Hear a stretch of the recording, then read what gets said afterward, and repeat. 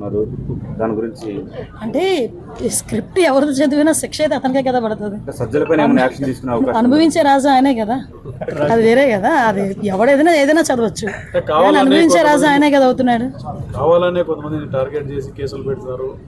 ఓకేనండి, నేను ఒకటి అడుగుతున్నానండి మిమ్మల్ని, డైరెక్ట్ క్వశ్చన్.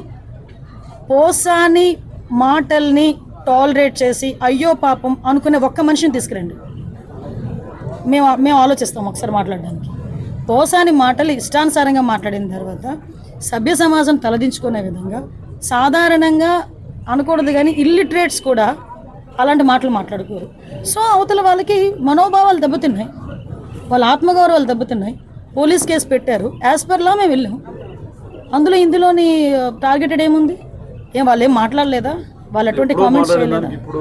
మరి ఇంతకు ముందు మా మీద కేసులు పెట్టిన కేసులని ఎప్పుడు అండి? చంద్రబాబు నాయుడు గారికి మీద కేసు పెట్టారు కదా, అది ఎప్పుడు? అది 53 రోజులు తైల్లో పెట్టారు చంద్రబాబు నాయుడు గారిని తీసుకెళ్ళి ఆ రోజు. అంటే ఒకటి ఎప్పుడు కాదు, మాకు మాకు కేసు వచ్చింది, మేము యాక్షన్ తీసుకోవాలి, డెఫినెట్గా తీసుకుంటాం.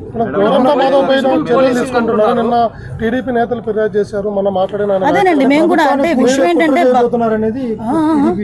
ప్రభుత్వాన్ని కూల్చే కుట్ర చేయబోతున్నారు అనేది కంప్లైంట్ కూడా వచ్చింది. అంటే అదేనండి, ఇందాక మీకు చెప్పాను, ఏది పడితే అది మాట్లాడడానికి అవ్వదండి. డెఫినెట్గా మీకైతే వాక్ స్వాతంత్రం ప్రజాస్వామ్యంలో అంబేద్కర్ గారు ఇచ్చారు, కానీ ఎలా పడితే అలా మాట్లాడమని ప్రజాస్వామ్యంలోని కూడా రాజ్యాంగంలో కూడా లేదు.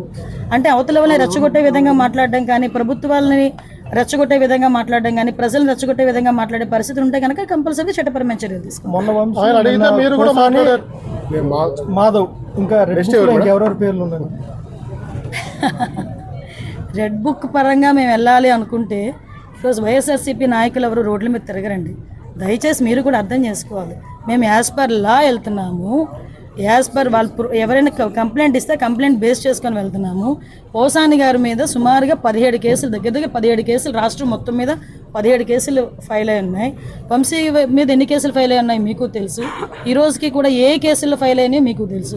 ఇందులోని కక్షపూరితంగా ఎన్డీఏ గవర్నమెంట్ చేయాలి అనుకుంటే వైఎస్ఆర్సీపీ నాయకులు ఎవరు కూడా బయటకు తిరగలేరు. కానీ మేము ఆ కక్ష సాధింపు ధోరణిలోకి వెళ్ళలేదు. అలాగని తప్పు చేసిన వదిలిపెట్టే ప్రసక్తి లేదు. తప్పు చేసినోడికి శిక్ష పడాలి, లేకపోతే భయం ఎలా ఉంటుంది? ఉండాలి కదా, భయం ఉండాలి కదా. తప్పు చేసాడు అనుకున్నవాడు ఎవడైనా కూడా కొంచెం జాగ్రత్తగా ఉంటే బెటర్, కానీ శిక్ష నుంచి అయితే తప్పించుకోలేదు. సీసీ కెమెరాలు చాలా వరకు ఉన్నాయి, చాలా వరకు పనిచేయడం లేదు. మేము